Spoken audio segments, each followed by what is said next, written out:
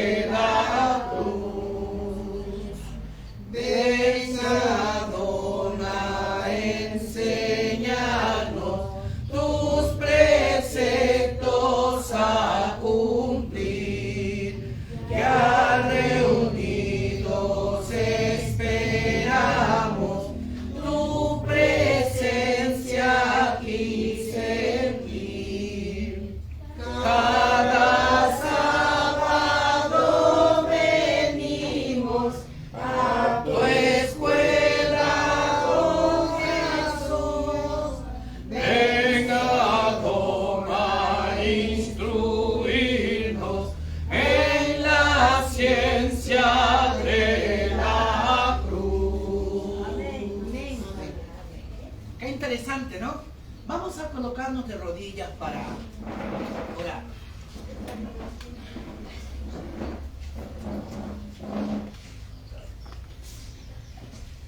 Querido y amantísimo Padre que mora en las alturas de los Shamaín, te damos infinitas gracias, Padre de la gloria, porque en esta mañana tú has sido invitado, en esta mañana ha sido invitado el Padre y el Hijo y su santo poder, conocido como el Espíritu Santo. Gracias le damos porque en esta mañana su presencia está con nosotros. Padre, te pedimos de manera especial una bendición para cada uno de nuestros hermanos aquí presentes. Un pedido muy especial para aquellos hermanos que lo tenemos aquí en esta lista de oración, en este pedido de oración. Tú conoces su corazón, conoces su vida, conoces sus pensamientos, sus problemas, sus debilidades. Por Por eso te clamamos en esta mañana que el poder del Ruach HaKodesh esté en sus vidas y en sus mentes. Padre, que aunque ellos estén aquí o no estén aquí, tu presencia es de grata importancia en la vida y en el corazón de cada uno de ellos. También te pedimos por las viudas, los huérfanos, los encarcelados, los que sufren injustamente y los que luchamos con cualquier deseo, Padre, mundanal en nuestras vidas, que tú nos arranques todos los malos pensamientos, malos deseos que hay dentro de nuestras vidas para poder apartarnos de ti. Por eso te clamamos, Abba, Padre, en esta mañana. Que siempre estemos colocados en tus brazos de amor y que al abrir tu palabra, Padre, cada palabra sea de vida para vida eterna y transformar nuestras vidas.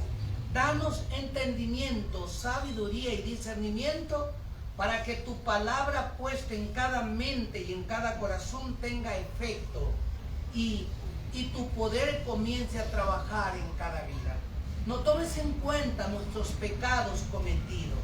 A lo contrario, gracias por liberarnos y libertarnos. Nos declaramos libres de pecado. Nos declaramos justos ante tu presencia, porque en este santo Shabbat tu presencia y tu justicia nos hace justo para poder tomar tu palabra. En el nombre y por los méritos de Yahushua lo pedimos. Amén. Amén. Y amén. Amén.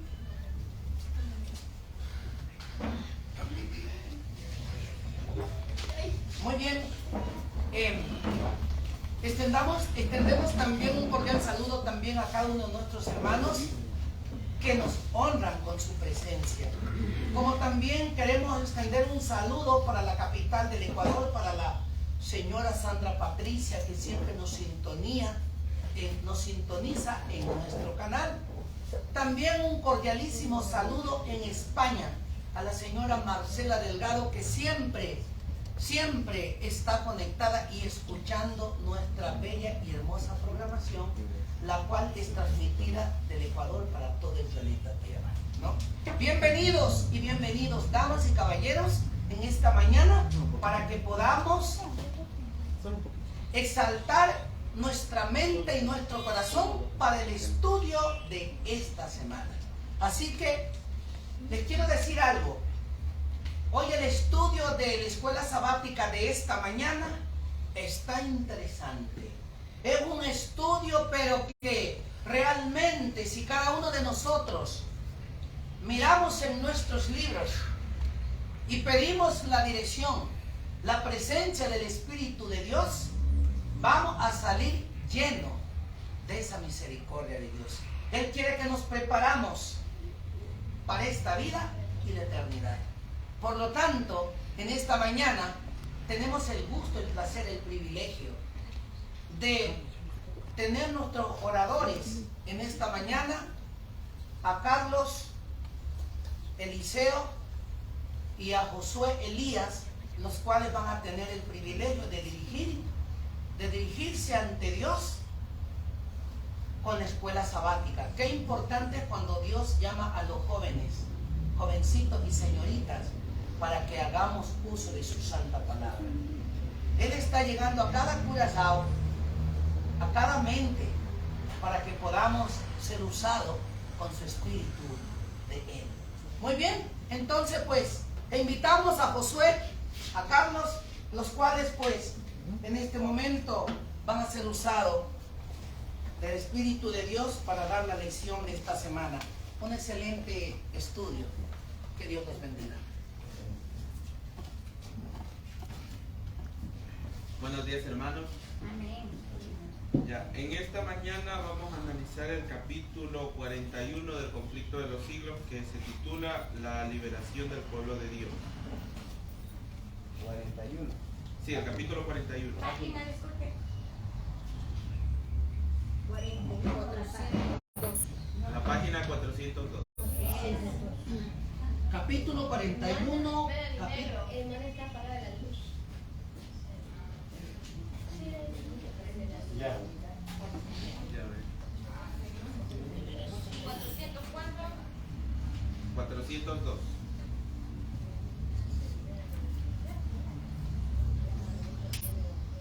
Cuando la protección de las leyes humanas sean retiradas de aquellos que honran la ley de Dios, habrá en diferentes países un movimiento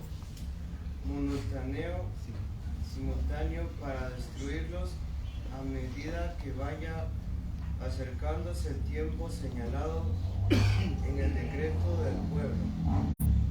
Conspirarán para erradicar a la secta aborrecida. Se tomará la determinación de en una noche dar el golpe decisivo que silenciará completamente la voz de la decisión y del reproche.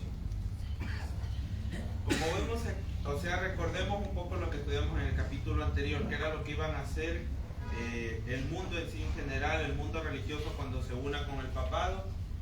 Van a dictar la ley dominical y por ende también después de eso dictarán el decreto de muerte para aquellos que no se sometan a esta ley. Y aquí ya como vemos, ya aquí es cuando ya han pasado las plagas del Apocalipsis y todo eso. Ya aquí nos encontramos ya en el escenario final prácticamente, cuando ya todo el mundo decide que en una sola noche aniquilar de una vez a esta pequeña minoría de personas que no se rigen a las leyes que se han establecido. Todo el problema va a ser simplemente por no guardar el domingo y debemos recordar algo que seremos llamado secta aborrecida. Y sabemos que aborrecida no es nada agradable. Imagínense cómo seremos tratados, ¿no?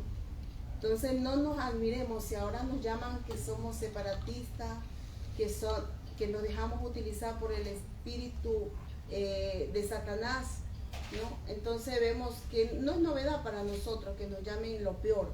Secta aborrecida.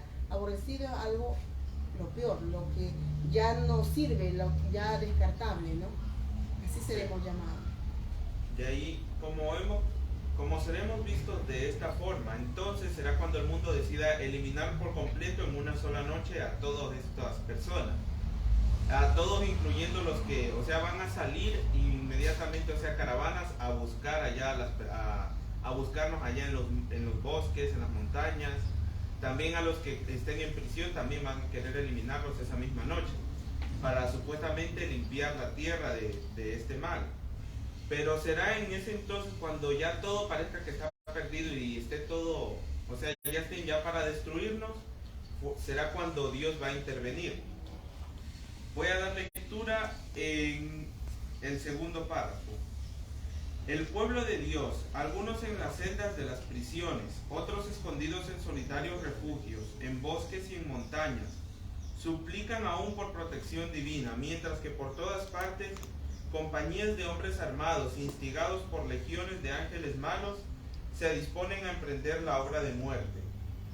Es entonces, en la hora de supremo apuro, cuando el Dios de Israel se interpondrá para la liberación de sus escogidos. Dice el Señor: vosotros empero tendréis una canción como en la noche en que se observa fiesta solemne y gozo de corazón. Les invito a que busquemos en nuestras Biblias Isaías 30, versos del 29 al 30.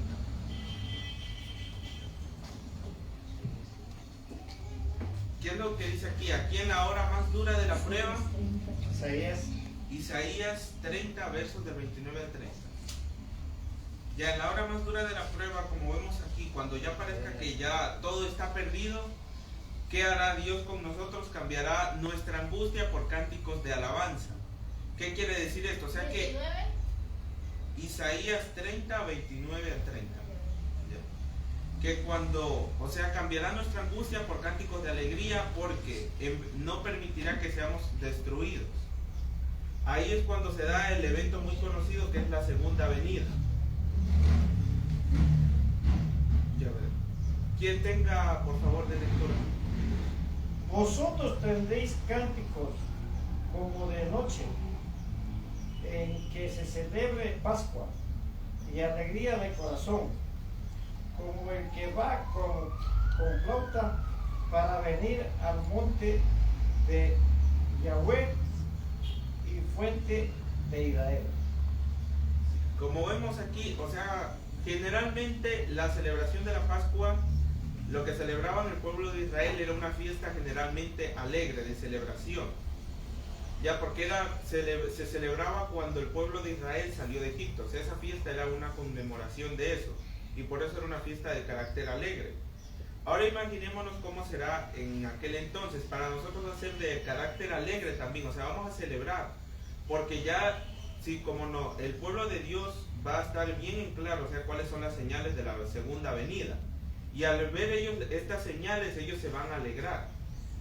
Voy a seguir dando lectura en el siguiente párrafo que dice así: multitudes de hombres perversos, profiriendo gritos de triunfo, burlas e imprecaciones, están a punto de arrojarse sobre su presa, cuando mirad, una densa y negra oscuridad, más profunda que las tinieblas de la noche, cae sobre la tierra. Luego un arcoíris brillando con la gloria que viene desde el trono de Dios se extiende de un lado a otro del cielo y parece envolver a todos los grupos en oración. Las multitudes enfurecidas quedan repentinamente detenidas. Sus gritos de burla expiran en sus labios. Olvidan a los destinatarios de su furia asesina. Con terribles presentimientos contemplan el símbolo del pacto de Dios y ansían esconderse de su irresistible resplandor. ¿Qué es lo que vemos aquí, hermanos? O sea, cuando ya parezca que vamos a ser destruidos, Dios va a mandar esa señal. Primeramente el cielo se va a poner en una oscuridad como nunca se habría visto, y un arcoíris va a parecer que envuelve a todos aquellos que forman parte del pueblo de Dios y que el mundo está dispuesto a destruir. Y es entonces allí cuando los impíos se dan cuenta que no estaban luchando simplemente contra un pequeño grupo de personas, sino que estaban luchando en realidad era contra Dios mismo. Porque este pequeño grupo de personas lo que estaba tratando de hacer era amonestar al mundo a que guardase la ley de Dios, que regresase vuelta a los caminos verdaderos. Pero el mundo no quiso ceder, o sea, no quiso volver a lo que al mensaje de Dios.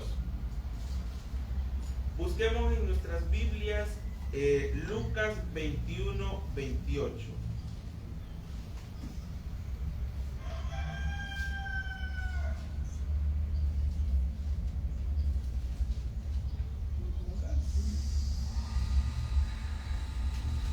San Lucas, ¿no? Sí, Lucas 21, 28.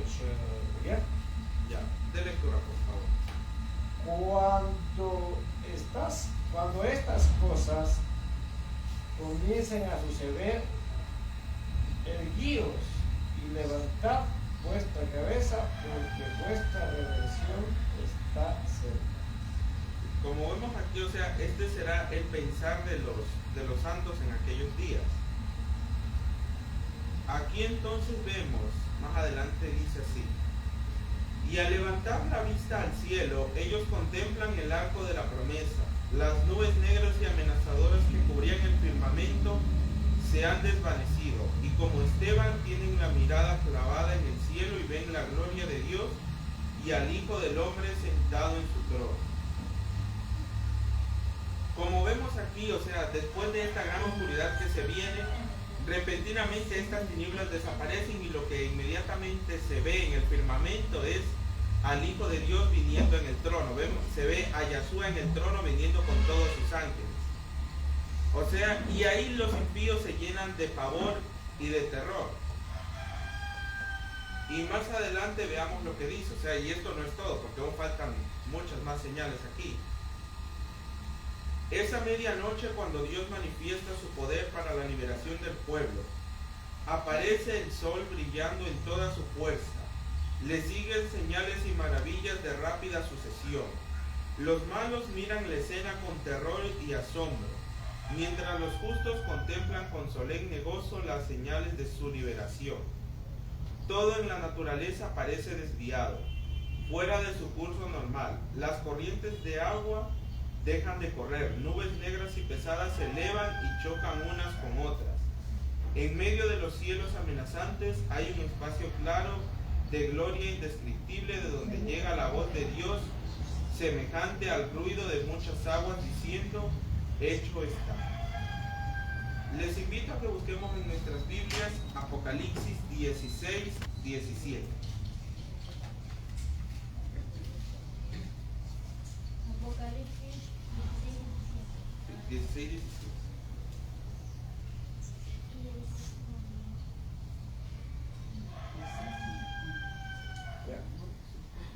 Ya, de lectura, por favor. Y el séptimo ángel derramó su copa por el aire, y salió una gran voz del templo del cielo, del trono, diciendo, hecho está. Ya. El 18 también. Entonces hubo relámpagos y voces y truenos y un gran temblor de tierra, un terremoto tan grande cual no lo hubo jamás desde que los hombres han estado sobre la tierra. Como vemos aquí, o sea, después de todo esto, desde el cielo se escucha esta voz, o sea, la voz de Dios mismo que dice, hecho está. ¿Qué se refiere cuando dice hecho está? Es porque ya para ese entonces la obra de intercesión ya habrá sido completamente terminada y cada cual ya habrá decidido de qué lado va a estar. O sea, ahí ya no va a haber recién que van a tomar una decisión, sino que ya cada cual habrá decidido de qué bando está y ya está el destino de cada uno ya definido ahí.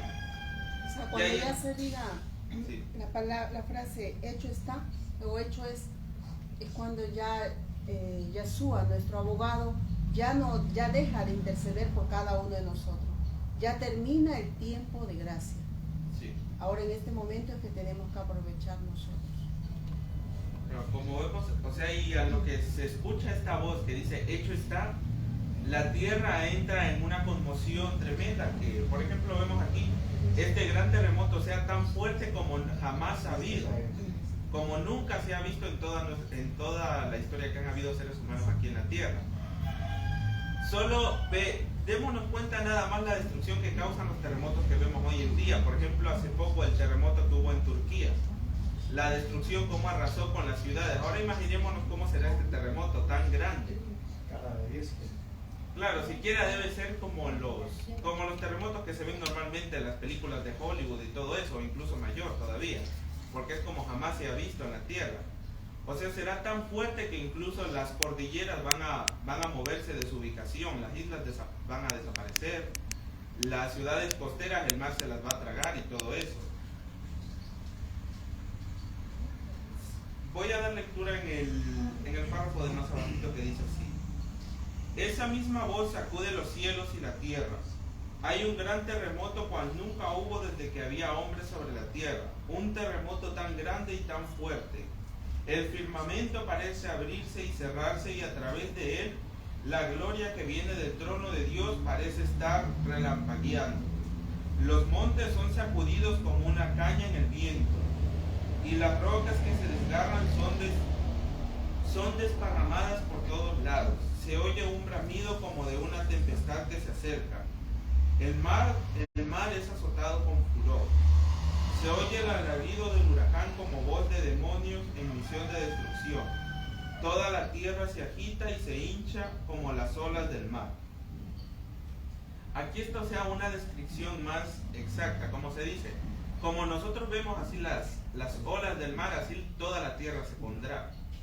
O sea, no quedará ninguna edificación, todos los palacios, edificios y ciudades serán completamente destruidas. Y aquí nos habla también un detalle muy importante. Más abajo dice, los puertos marítimos que se han vuelto como Sodoma por su corrupción, son tragados por las enfurecidas aguas.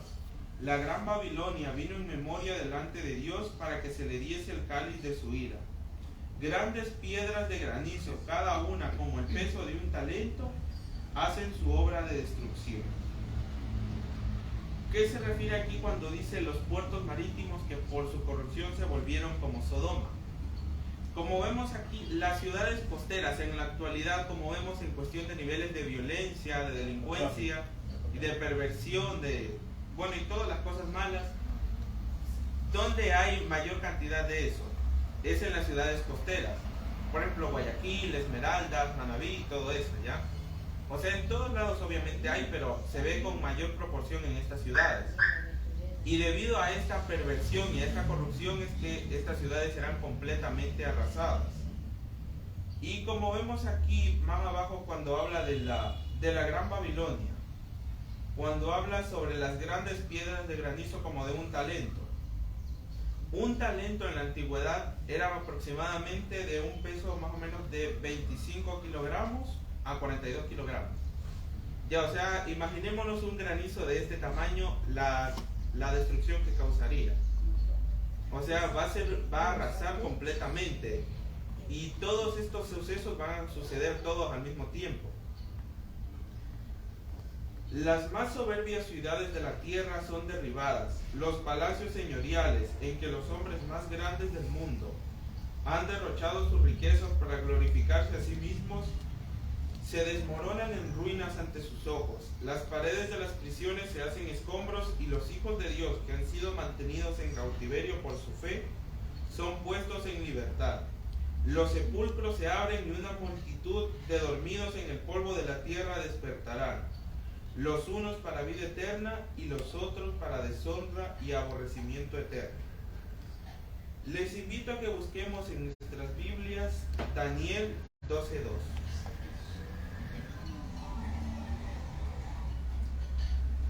Como vemos aquí, o sea, todas las riquezas, todas las edificaciones glamurosas y grandiosas que vemos hoy en día de los magnates y de los millonarios y de toda persona van a quedar completamente en ruinas. 12:2, ¿no? Sí, Daniel 12:2. Y aquí sucede también otro suceso importante que es la resurrección. Aquí vemos que obviamente todos resucitan, o sea, de todas las edades de la historia resucitan inmediatamente todos. Todos, o sea, sean buenos o malos, pero ya voy a explicar más adelante. Dice, Margo estará también sus muertos, todos. Sí, todos. Ya, de lectura, por favor. Muchos de los que duermen en el polvo de la tierra serán despertados, unos para vida eterna y otros para vergüenza y confusión eterna. ¿Sigo con el 3?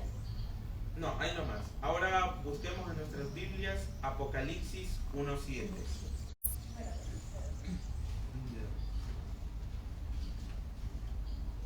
Ya, como vemos aquí, o sea, todos los muertos resucitan. Inclusive aquí se menciona los que le traspasaron. O sea, se menciona también a los que crucificaron al Hijo de Dios, a los que crucificaron a Yahshua, hasta ellos mismos resucitarán en ese entonces. Hasta el mismo, si recordamos la historia de Yahshua aquí en la tierra, de la crucifixión, el sacerdote Caifás, los miembros del Sanedrín, inclusive los soldados romanos que estuvieron en aquel entonces, se volverán a levantar para ver al Hijo de Dios en gloria y poder. ¿Quién tiene el versículo, por favor? ¿Qué? Apocalipsis 1:7. 1:7. Mirad que viene con las nubes, y todo ojo lo verá, aún los que traspasaron, y todos los linajes de la tierra se lamentarán por él. Así sea, amén. Gracias. Como vemos aquí, o sea, todas las naciones de la tierra se levantarán, o sea, hasta los muertos se resucitarán y lo verán en la gloria del cielo. Aquí dice, los que se mofaron y se rieron de la agonía de Yahshua, y los más violentos opositores de su verdad y de su pueblo son resucitados para contemplarle en su gloria y para ver el honor colocado sobre los leales y los obedientes. Densas nubes cubren aún el firmamento, sin embargo, el sol se abre paso de vez en cuando, como si fuese el ojo vengador de Yahweh. Furiosos relámpagos estallan en el cielo envolviendo a la tierra en una cortina de fuego. Por encima del terrorífico bramido de los truenos se oyen voces misteriosas y terribles que anuncian la condena de los malvados. Estas palabras que no son comprendidas por todos, pero sí son entendidas claramente por los falsos maestros, aquellos que poco antes vivían tan descuidados, tan arrogantes y provocativos, y que disfrutaban triunfalmente su crueldad hacia el pueblo de Dios, observador de sus mandamientos, están ahora abrumados de consternación y estremeciéndose del miedo. Todos aquellos que se opusieron contra el pueblo de Dios, que fueron los principales instigadores de las matanzas que han habido a lo largo de la historia, van a aquel entonces contemplar aquel día con horror. Recordemos a todas aquellas personas, a los inquisidores de la Edad Media, a los romanos que mataron a tantos cristianos en los coliseos y en diversas festividades. Ahora todos ellos van a estar con horror escuchando aquellas voces de condenación hacia ellos. Ahí recordarán entonces todas sus malas acciones que ellos cometieron contra el pueblo de Dios. Ya ver, voy a seguir dando lectura aquí donde dice: por una grieta en las nubes, una estrella irradia su luz, cuyo brillo es cuadriplicado por el contraste de las tinieblas. Transmite esperanza y júbilo para los fieles, pero severidad e ira para los transgresores de la ley de Dios. Aquellos que todos lo sacrificaron por Cristo están ahora seguros, escondidos en lo secreto del pabellón de Dios. Han sido probados y ante el mundo, y los que desprecian la verdad han probado su fidelidad a aquel que murió por ellos. Un cambio maravilloso ha sobrevenido a los que han aferrado su integridad en la misma presencia de la muerte. Han sido librados repentinamente de la sombría y terrible tiranía de hombres transformados en demonios. Sus rostros, poco antes pálidos, ansiosos y demacrados, están ahora fulgurantes de admiración, fe y amor. Sus voces se elevan en canto triunfal: Dios es nuestro refugio y fortaleza, socorro muy experimentado en las angustias. Busquemos en nuestras Biblias Salmos 46, versos del 1 al 3. Los rostros de aquellos que estaban antes todos desesperados, con hambre, cansados, de tanto huir de la gente que quería destruirlos, ahora ¿qué es lo que pasa con ellos? Su semblante ahora cambia y tienen un semblante más elevado, inclusive sus rostros. 46. Salmos 46 del 1 al 3. Inclusive sus rostros brillan como el rostro de Moisés cuando descendió del monte Sinaí. O sea, en su rostro se refleja la viva imagen del Hijo de Dios. ¿Ya? Dios es nuestro amparo y fortaleza. ¿Eso? Sí. Nuestro pronto auxilio en las tribulaciones. Por eso no temeremos, aunque la tierra sea removida, aunque se traspasen los montes al corazón del mar, aunque bramen y agiten sus aguas y tiemblen los montes a causa de su furia. Como vemos aquí, o sea, los justos no temerán nada de esto porque confían en que su Redentor va a rescatarlos. O sea, ellos no van a temer a pesar de ver todos estos desastres que ocurren en la tierra.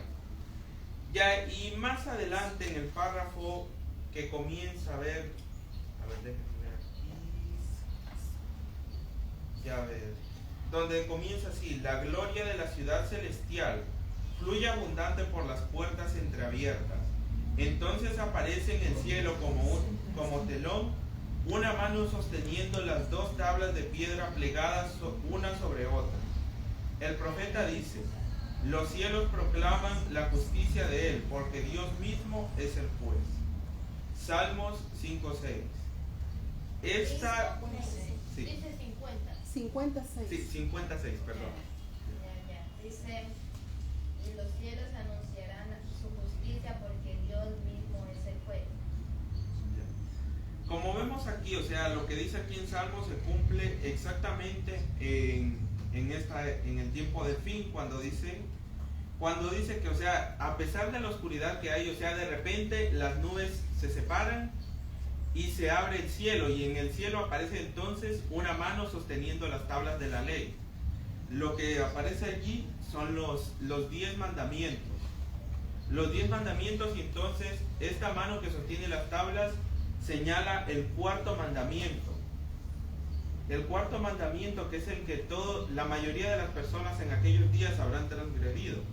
Pues recordemos que la ley dominical es una ley que obliga a todos a guardar el domingo.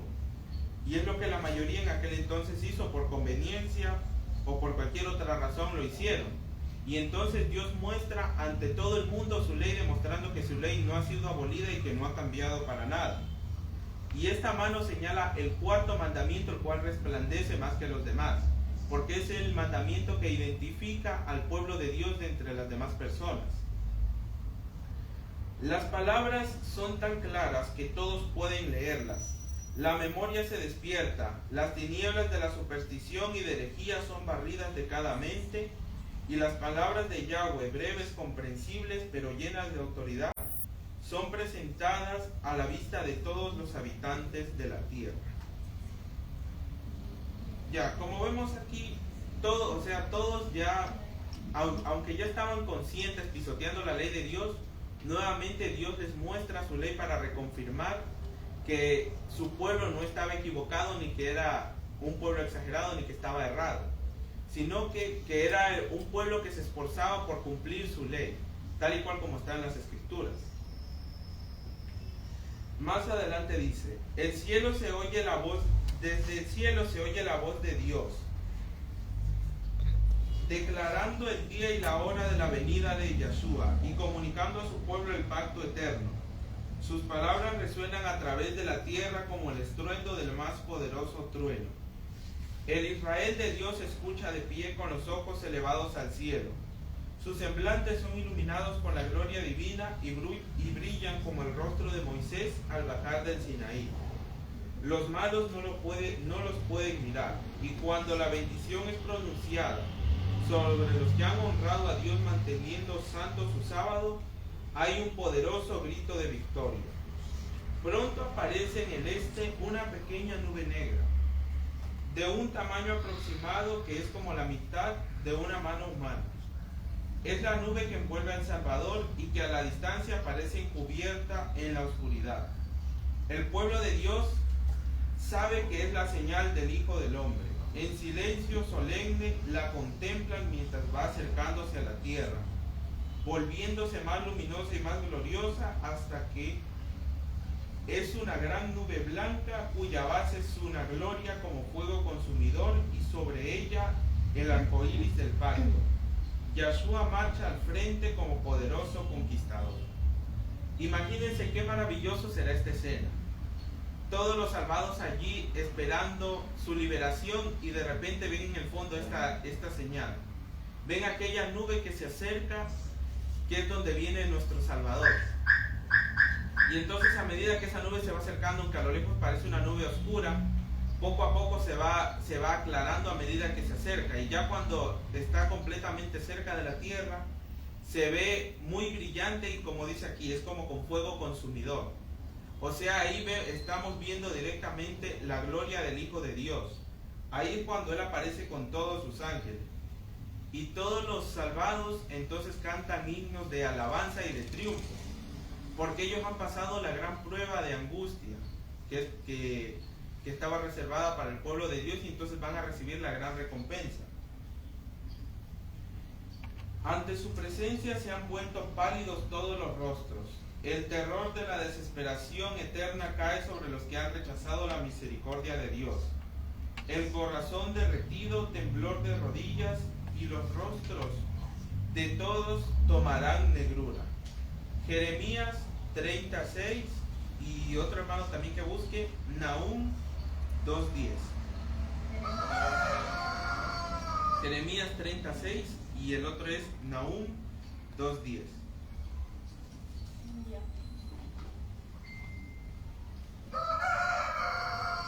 Jeremías. Sí, Jeremías 36. Sí. Dice, preguntad ahora y mirad si el varón da a luz, porque he visto a todo hombre con las manos sobre sus lomos, como mujer que da a luz y ha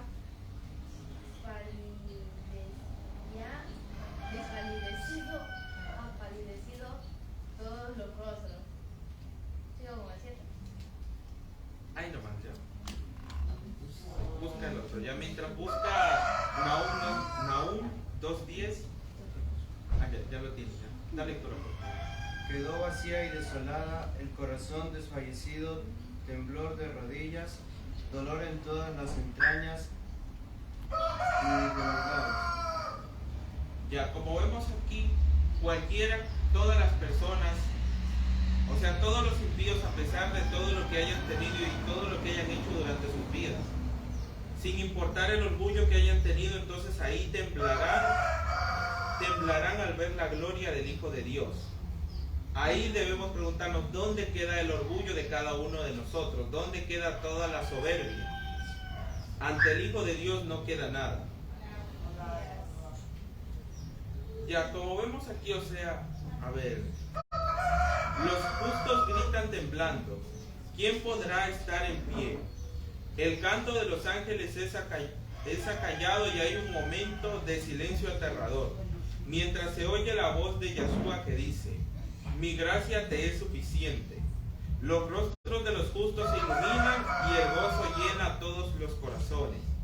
Y los ángeles dan una nota más aguda y cantan nuevamente al acercarse aún más a la tierra.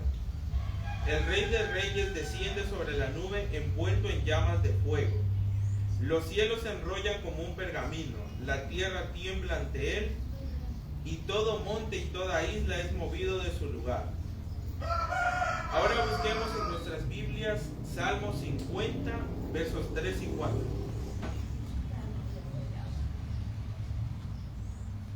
Salmo 50, versos 3 y 4.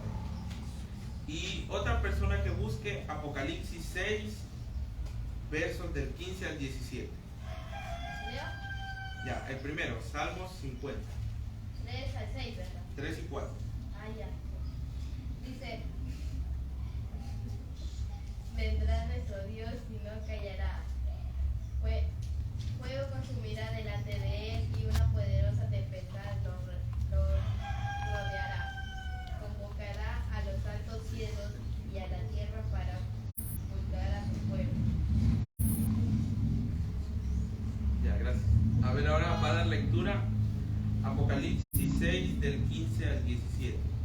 Entonces los reyes de la tierra, los grandes y los ricos, los capitanes y los poderosos, y todo siervo y todo libre, se escondieron en las cuevas y entre las peñas de los montes, y decían a los montes de las peñas: caed sobre nosotros y escondernos de la vista de aquel que entra sentado en el trono y de la ira del Cordero, porque ha llegado el gran día de su ira, y quién podrá quedar en pie.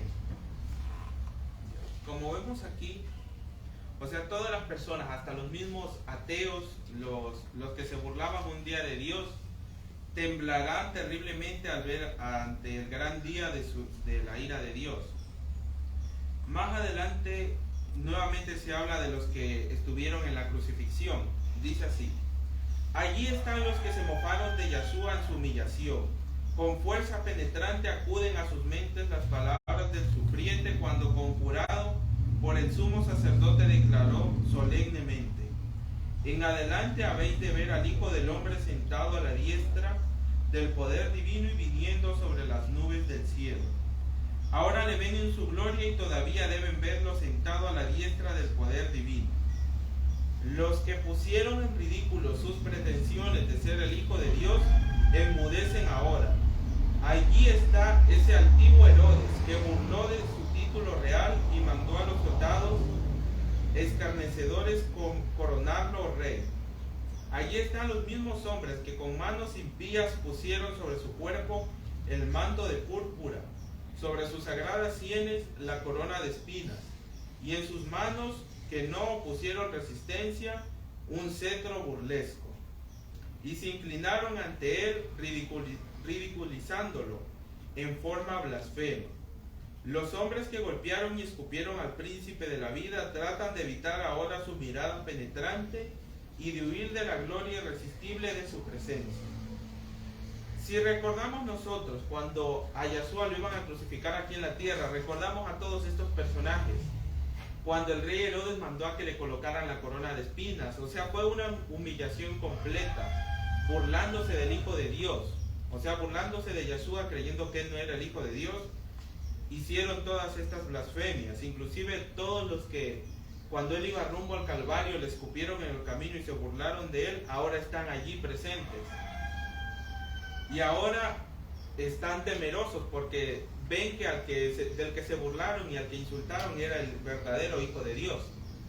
Ahora tratan de evitar su gloria y, como decía más atrás, todos los impíos tratan de esconderse en las peñas y en las cuevas y piden que las rocas caigan sobre ellos porque no resisten ver la gloria del Hijo de Dios.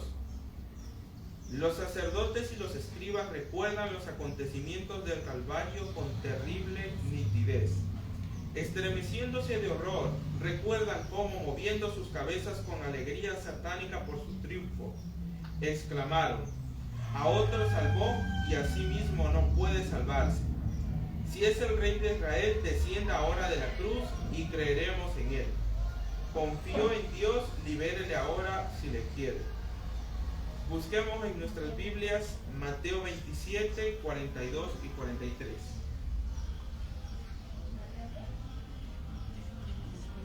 A otro salvó, a sí mismo no puede salvar.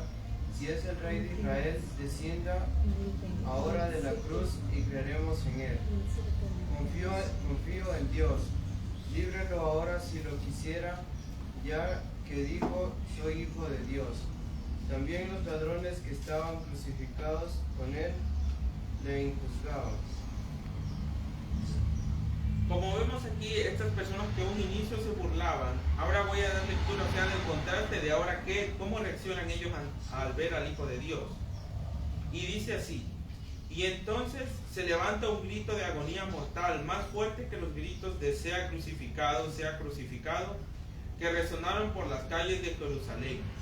Aumenta el clamor terrible y desesperado. Es el Hijo de Dios, es el verdadero Mesías. Tratan de huir de la presencia del Rey de Reyes. En vano tratan de esconderse en las profundas cuevas de la tierra, desgarrada por la conmoción de los elementos. En la vida de todos los que rechazaron la verdad hay momentos en que la conciencia despierta, cuando la memoria nos presenta el recuerdo aterrador de una vida de hipocresía y el alma se siente atormentada por remordimientos inútiles. Mas, ¿qué es eso comparado con el remordimiento que se experimentará en aquel día, cuando viniere cual huracán vuestro espanto y vuestra calamidad como torbellino? Proverbios 1:27. Busquemos en nuestras Biblias, hermanos. Y otro hermano más que busque, a ver, Isaías 25:9. 1:27. Sí, Proverbios 1:27 y otro hermano, Isaías 25:9. Cuando venga de repente de la destrucción que teméis y vuestra calamidad llegue como un torbellino, cuando sobre vosotros venga tribulación y angustia. ¿Sigo? Ahí nomás. Solo el 27. Ya, como vemos aquí, o sea, la angustia en aquel día será tan grande para estas personas que se burlaron del Hijo de Dios, y también cuál será la angustia para aquellos que no nos arrepentimos de nuestros pecados. ¿Cuál será la angustia para aquellos que no nos estamos preparando en aquel día? ¿Cuál será nuestra angustia si hoy en día que podemos fortalecer nuestra fe no lo hacemos? Ya, más adelante, Isaías. sí, ahora alguien que dé lectura, Isaías 25:9. Se dirá en aquel día: he aquí, este es nuestro Dios. Le hemos esperado y nos salvará. Este es Yahweh, a quien hemos esperado. Nos gozaremos y nos alegraremos de su salvación. Ya. Qué alegría sería para nosotros estar en este grupo de los redimidos, que digan esta frase al ver al Hijo de Dios. Pero si queremos nosotros estar en este grupo, ¿qué es lo que debemos hacer nosotros día tras día? Debemos fortalecer nuestra fe y ir mejorando cada día nuestro carácter para parecernos más al carácter de Yeshua. Debemos ir cada día a estar en comunión completa con Dios para poder resistir en este día. Ya, más adelante dice así: entre el tambalear de la tierra, los fogonazos de los relámpagos y el bramido de los truenos, el Hijo de Dios llama a los santos durmientes, dirige su mirada a las tumbas de los justos y luego, levantando sus manos al cielo, exclama: despertaos, despertaos, los que dormís en el polvo, y levantaos. Por toda la anchura de la tierra los muertos oirán esa voz, y los que la oigan vivirán. La tierra entera repercutirá bajo las pisadas de este ejército inmensamente grande.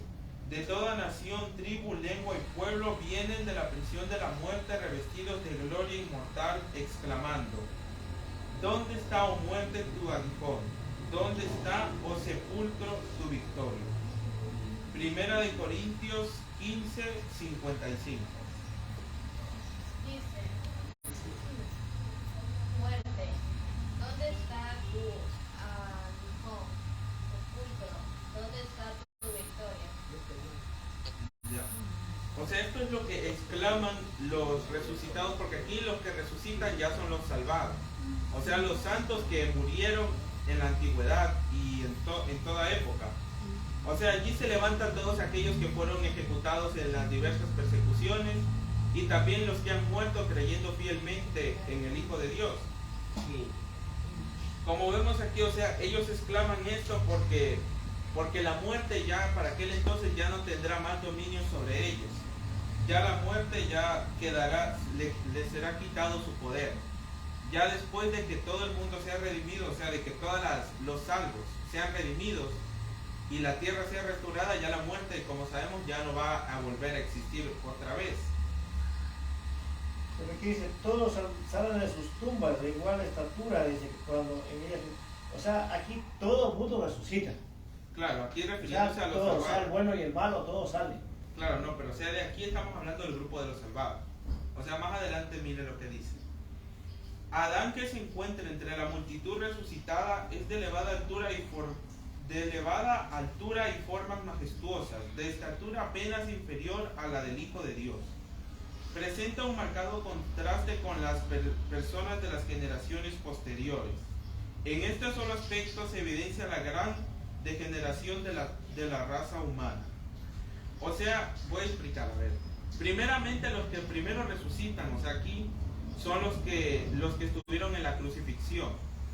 O sea, igualmente todos se levantan, sino que aquí ya al último se levantan los salvados, ya, o sea, los santos, los que se murieron Los que alrededor murieron de la sin edad. pecado, o sea, los que fueron objeto de tanta justicia. Sí, o sea, los que vivieron igual en este mundo con pecado, pero aún así se mantuvieron fieles.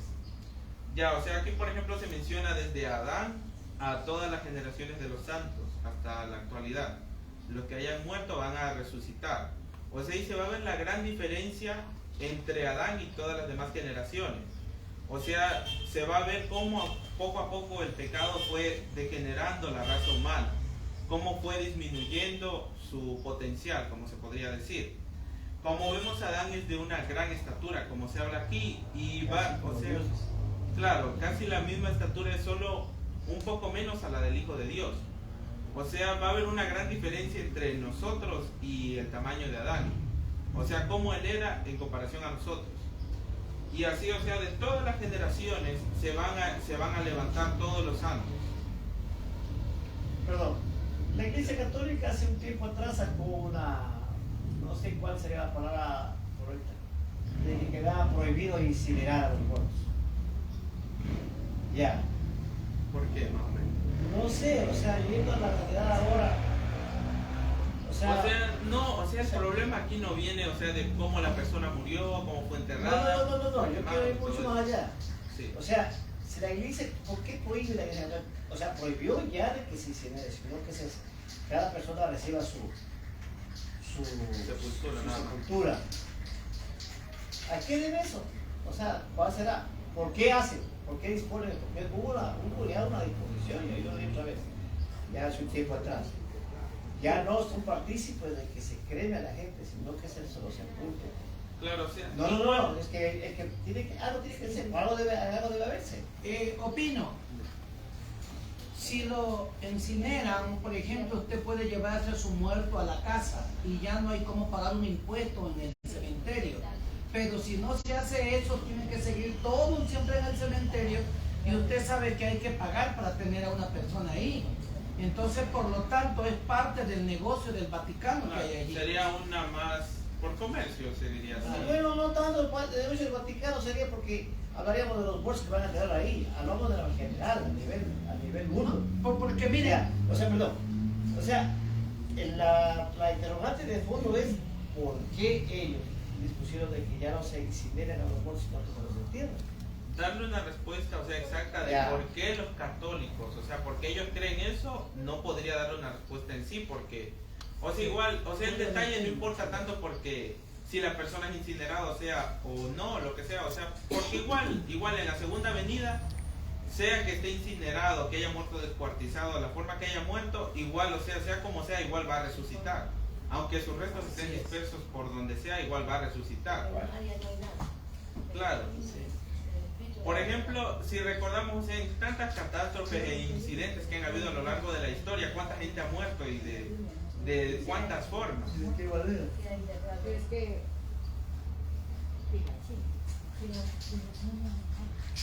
es que nuestro Señor Jesucristo dio el ejemplo que todo el que muere debe ser enterrado, y eso es una ley.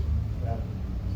Así debemos ser. Pues desde el polvo eres y al polvo volverás. Claro, sí. Entonces, se supone que los judíos, ¿qué hacen los judíos?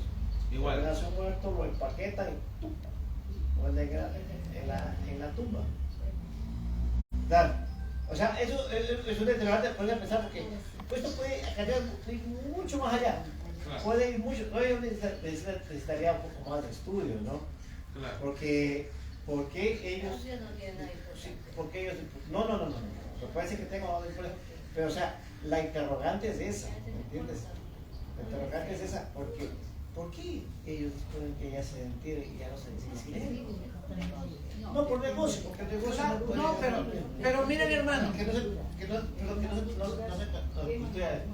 Debemos entender, o sea, también que, o sea, la forma en que una persona fue sepultado, debe ser sepultado, o sea, no es algo así como un requisito para la salvación o una ley, por decir así, o como un mandamiento, o sea, eso es lo de menos, no importa. ahora el día que resucitemos no vamos a resucitar con el cuerpo que tenemos.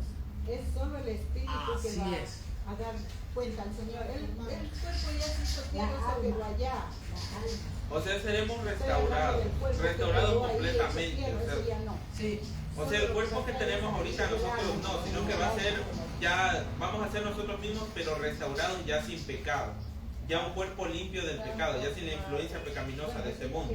Claro, así es, hermano. Y la Biblia habla de un enterramiento, ¿no? En la Biblia tampoco en ninguna parte dice que hay que quemar al incinerar muerto. Nada. Lo que yo quiero, Contra la ley de Dios. ya. lo que yo quiero decirle es una cosa, Y los que se que quemaron. no nos salgamos del contexto en que estamos. La Biblia está hablando, los muertos en Cristo resucitarán primero, ¿no es cierto? Aquí nos está hablando de la resurrección, que no importa cómo murieron, dónde murieron, cómo fue su muerte, pero van a resucitar. El resto es otra cosa. Aquí lo que nos está hablando es acerca de la resurrección. Malos y buenos. Basémonos a ese tema central. Por ejemplo, la Biblia dice, los muertos en Cristo resucitarán primero. Debería ser la segunda pregunta. Y los que no murieron en Cristo, ellos resucitarán después. Pero igual van a resucitar. ¿Para qué?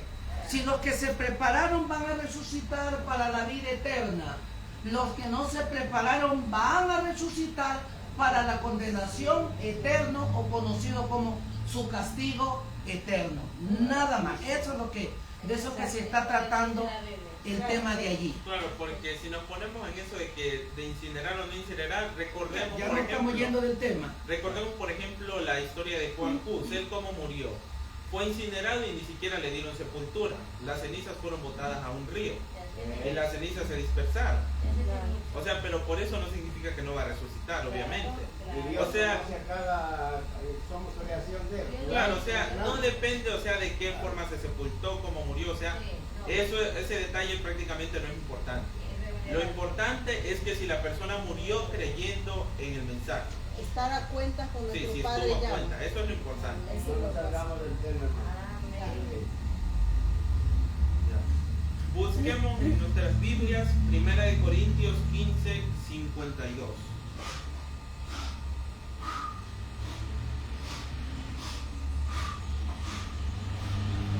En un instante, en un abrir de ojos, a la final trompeta, porque se tocará la trompeta y los muertos serán resucitados incorruptibles y nosotros seremos transformados. Como vemos aquí, o sea, los santos que estemos aún vivos, ¿qué pasará con aquellas personas? Estos cuerpos corrompidos por el pecado y corruptibles, ¿qué pasará? En un abrir y cerrar de ojos serán transformados y entonces, juntamente con los resucitados, serán arrebatados para el cielo, serán llevados al cielo. Pero aquí quiero aclarar algo, o sea, no es el arrebatamiento como lo explican los evangélicos normalmente. O sea, este arrebatamiento que se habla aquí es, o sea, a la vista de todos. A la vista de todos y es ya en la segunda venida. Ya juntamente con los santos resucitados que se va al cielo. Eso es lo que da a entender aquí.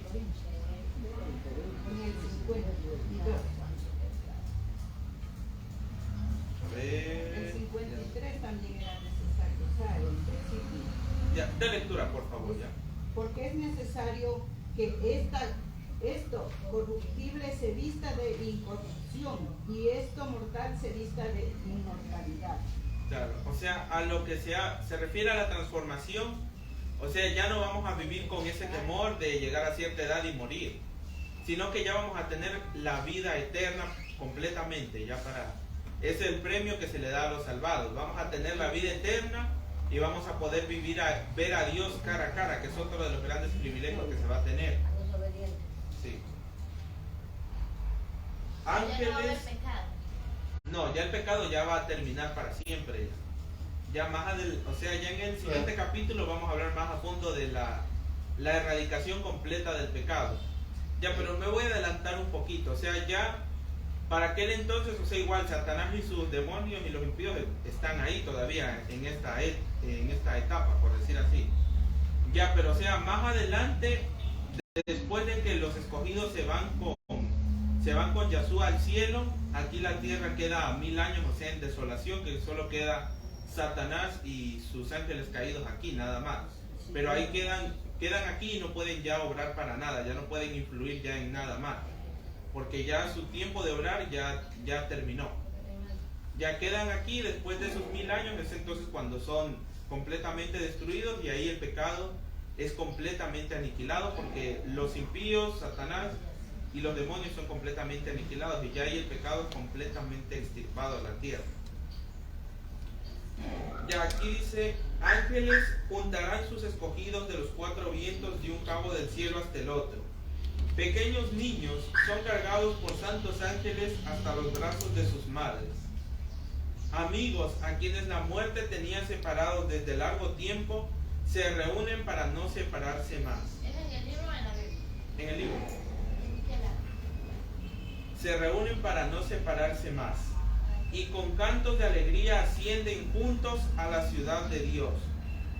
De cada lado del carro de nubes hay alas y debajo de ellas ruedas vivientes, y cuando el carro avanza hacia arriba, las ruedas gritan, Santo, y las alas al moverse gritan, Santo. Y el cortejo de los ángeles grita, Santo, Santo, Santo, es el Señor Dios, el Todopoderoso. Y los redimidos gritan, Aleluya, mientras el carro se adelanta hacia la nueva Jerusalén. Aquí en este episodio, o sea, todos los salvados van al cielo juntamente con Yahshua, con el Hijo de Dios, van al cielo. Y nuevamente, o sea, los que habían resucitado para ver a Yahshua en gloria, en su segunda venida, nuevamente vuelven a morir, porque no van a estar vivos. Todos esos 1000 años, los únicos que van a estar aquí en la tierra van a ser Satanás y los demonios. ¿Para qué? Para que Satanás contemple el resultado de su gobierno aquí en esta tierra. Es para que se vean y para que todo el universo contemple los resultados de la rebelión que él causó antes. Antes de entrar a la ciudad de Dios, el Salvador coloca sobre sus discípulos los emblemas de la victoria y los inviste con la insignia de su dignidad real. Los relucientes rangos son puestos en orden en forma de un cuadrado hueco, en torno de su rey, cuya forma se eleva en majestad por encima de los santos y de los ángeles, y cuyo rostro lleno de amor benigno los ilumina con sus rayos. Desde un extremo al otro de la innumerable hueste de redimidos, toda mirada está fija en él, todo ojo contempla la gloria de aquel cuyo aspecto fue desfigurado de los hombres, y su hermosura más que la de los hijos de los hombres. Sobre la cabeza de los vencedores, Yahshua coloca con su propia mano derecha la corona de gloria. Hay una corona para cada uno, la cual lleva su nuevo nombre propio. Apocalipsis 2:17. Ya, buscamos en nuestras Biblias Apocalipsis 2:17. El que tiene oído, oiga lo que el Espíritu dice a las iglesias. Al que venza, le daré del maná escondido. Le daré una piedrecita blanca y en aquella escrito su nombre nuevo que ninguno conoce sino el que lo recibe. Como vemos aquí, o sea, después de que Yahshua los lleva al cielo a los redimidos y les entrega a cada uno una corona, les da una piedrecita blanca donde está un nuevo nombre para cada uno de nosotros. Sí, los nombres que tenemos aquí, o sea, prácticamente serán cambiados. Vamos a tener nuevos nombres allá en el cielo. Cada uno recibirá un nuevo nombre y que no conoce nadie, sino que nada más aquel que reciba la piedrecita, como se dice aquí ya. Pero no tiene que decirlo. Secreto de Estado. Hágase lo que se escuche.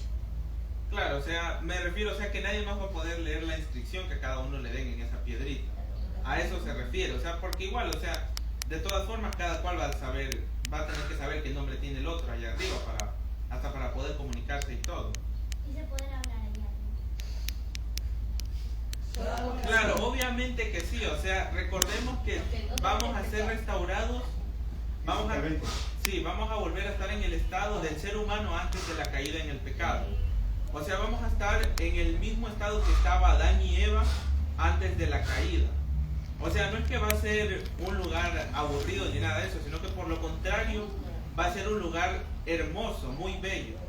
O sea, toda la tierra en sí va a ser restaurada, incluso nuevamente el jardín del Edén va a volver a estar aquí en la tierra. O sea, igual vamos a tener la oportunidad de conocer el nuevo Edén. Sí, igual vamos a poder conocerlos a ellos también. Vamos a inclusive poder, hoy en día como vemos, ¿quién de nosotros puede acercarse a un león sin que el león le haga algo? Es imposible hoy en día.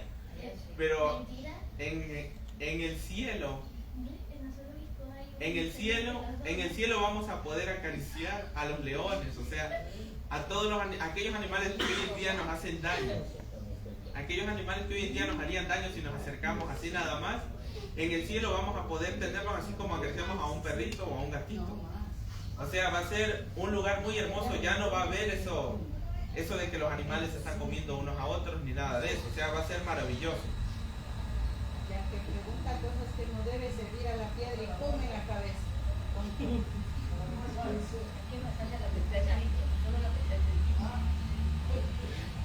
Delante de la multitud de los rescatados se encuentra la ciudad santa. Yahshua abre ampliamente las puertas de perlas y las naciones que han guardado la verdad entran en ellas. Allí contemplan el paraíso de Dios, el hogar de Adán en su inocencia. Luego esa voz más armoniosa que cualquier música que haya llegado al oído mortal se escucha diciendo: vuestro conflicto ha terminado. Venid benditos de mi Padre, heredad del reino preparado para vosotros desde la fundación del mundo. Busquemos en nuestras Biblias Mateo 25:34.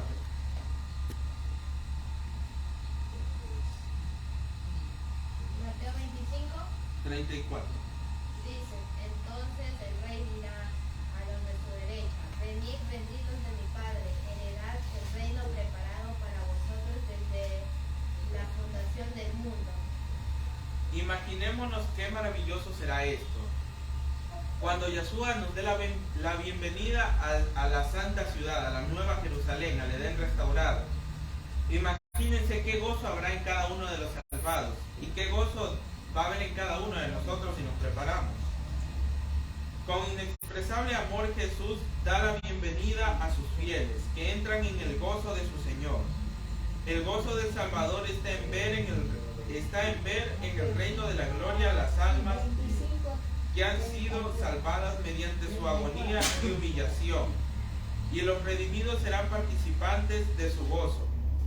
Al contemplar entre los benditos aquellos que han sido ganados para Yeshua mediante sus oraciones, sus labores y su amante sacrificio, al reunirse en torno del gran trono blanco, indecible alegría llenará sus corazones cuando observen a aquellos a quienes han ganado para Yeshua, y vean que uno ha ganado a otros y estos a otros más, todos traídos al puerto de descanso para depositar allí sus coronas a los pies de Yeshua y alabarle durante las edades sin fin de la eternidad.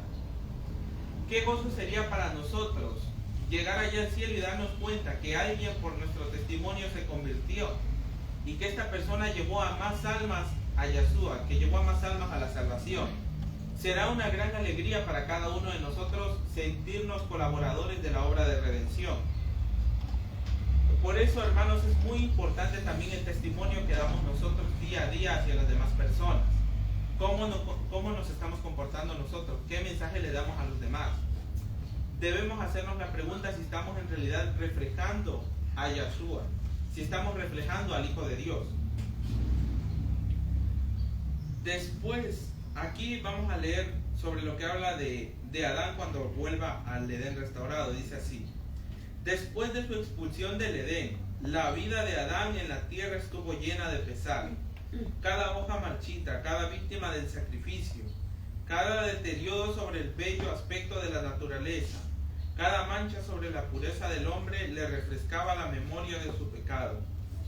Terrible fue la agonía del remordimiento cuando observó que aumentaba la iniquidad y que en contestación a sus advertencias se enfrentaba acusaciones arrojadas sobre él como causante del pecado. Imaginémonos cómo se debió haber sentido Adán al ver cómo avanzaban las generaciones y la maldad aumentaba y él daba amonestaciones y lo que hacían era echarle la culpa a él, que por culpa de él era que había venido el pecado al mundo, porque él había... ¿sí? Ahí solo habla de Adán y Eva. Eva también obviamente sí está ahí. Eva causante. No, a ver, no podemos echarle la culpa a Eva tampoco. Claro, eso ya estudiamos anteriormente que en realidad, o sea, no es culpa ni de Eva ni de Adán los pecados que hacemos hoy en día, es responsabilidad de cada cual. Claro, o sea, no podemos decir, es que ellos comieron la fruta, es que por la culpa de ellos es pecado, eso no es excusa. Si nosotros cometemos pecados, es por nuestra propia decisión. Claro, si Eva cometió el pecado, ¿por qué decisión? Claro. Les entiende la Eso de la palabra para que se cumpla la palabra de Dios, no la más. Claro, tampoco en sí toda la culpa no era de la serpiente, porque recordemos que Adán y Eva ya habían sido advertidos de este enemigo. Antes de que comieran el fruto, ellos ya habían sido advertidos. Claro, igual desobedecieron. Eva también pudo haberse alejado tranquilamente del árbol como se le había recomendado, pero ella se acercó. Solo que no tenía que hacer. Claro, o sea, Dios le dio una recomendación y hicieron lo contrario. Pero tampoco eso no nos justifica a nosotros en la actualidad. Es como, por ejemplo, hoy en día, si sé que es malo robar y me pongo a robar, estoy desobedeciendo. Claro, obviamente. Yo sé que la voy a pagar mal. Claro, y ese era el error que cometían varias, o sea, descendientes de Adán, incluso cuando él todavía estaba vivo, que por eso él se sentía tan culpable, porque él amonestaba a estas personas que no hagan actos ilícitos, y lo que hacían ellos era echarle la culpa por haber comido el fruto que por él había venido el pecado, cuando en realidad las malas acciones no tienen culpa ninguna otra persona sino nosotros mismos. Con paciente humildad soportó por casi 1000 años el castigo de su transgresión. Se arrepintió sinceramente de su pecado y confió en los méritos del Salvador prometido. Y él murió en la esperanza de la resurrección. El Hijo de Dios redimió el error y la caída del hombre, y ahora, a través de la obra de propiciación, Adán es restablecido en su primitiva soberanía. Arrobado de felicidad, contempla los árboles que fueron una vez su delicia. Los mismísimos árboles cuyos frutos había recogido en los días de su inocencia y felicidad, ve las vides de que sus propias manos habían enredado y dado forma. Las mismísimas flores que se gozaban en cuidar en otros tiempos, su mente se da cuenta de la realidad de la escena. Comprende que este es en verdad el Edén restaurado y mucho más precioso ahora de lo que era cuando fue expulsado de él. El Salvador lo conduce al árbol de la vida, arranca su fruto glorioso y se lo invita a comer. Adán mira en torno suyo y contempla la multitud de su familia redimida que se encuentra en el paraíso de Dios. Entonces arroja su brillante corona a los pies de Yahshua y, cayendo luego sobre su pecho, abraza al Redentor. Luego toca el arpa de oro y las bóvedas del cielo hacen eco del canto triunfal. Digno es el Cordero que fue inmolado y vive otra vez. La familia de Adán repite la melodía y arroja sus coronas a los pies del Salvador mientras se inclinan ante él en adoración. Qué maravillosa reunión va a ser esta, poder reencontrarnos con nuestros familiares que se hayan salvado y conocer incluso a todas aquellas personas de las edades pasadas, a todos los profetas y personajes bíblicos. Imagínense cómo será conocer a Moisés, al profeta Elías, a la reina Esther, a José, a Abraham, a Isaac, a Jacob, a todos. O sea, imagínense qué maravilloso será. Incluso también vamos a poder conocer a nuestra hermana Elena de Huay personalmente, vamos a poder saludarla y todo. O sea, qué gozo será poder reencontrarnos con todos ellos y también con nuestros seres amados que alguna vez que fueron al descanso, que nuestros seres amados que fallecieron. Qué gozo será volver y reencontrarnos con ellos allá en el cielo. A ver, en esta vida, ya un poco más adelante, ya casi al final del capítulo dice así: en esta vida podemos tan solo empezar a comprender el tema maravilloso de la redención. Con nuestra comprensión finita podemos considerar con la mayor seriedad la vergüenza y la gloria, la vida y la muerte, la justicia y la misericordia que se reúnen en la cruz.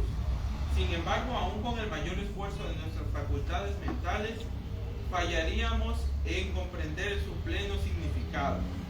La largura y anchura, la profundidad y altura del amor redentor no son sino apenas comprendidas. El plan de redención no será entendido enteramente ni siquiera cuando los rescatados vean como ellos mismos son vistos y conozcan como ellos son conocidos. Pero a través de las edades sin fin, nueva verdad se desplegará continuamente para deleite y admiración de la mente. Aunque las aflicciones, las penas, dolores y tentaciones terrenales hayan concluido, y aunque la causa de ellas haya sido suprimida, el pueblo de Dios tendrá siempre un conocimiento preciso e inteligente de lo que ha costado su salvación. La cruz de Yahshua será la ciencia y la canción de los redimidos a través de toda la eternidad. En el Cristo glorificado contemplarán al Cristo crucificado. Nunca será olvidado que aquel cuyo poder creó innumerables mundos y los sostiene a través de los vastos dominios del espacio, el amado de Dios, la majestad del cielo, aquel a quien los querubines y los serafines resplandecientes se deleitaban en adorar, se humilló a sí mismo para levantar al hombre caído. Nunca será olvidado que él cargó con la culpa y el oprobio del pecado y el ocultamiento del rostro de su Padre hasta que las miserias de un mundo perdido quebrantaron su corazón y aplastaron su vida en la cruz del Calvario.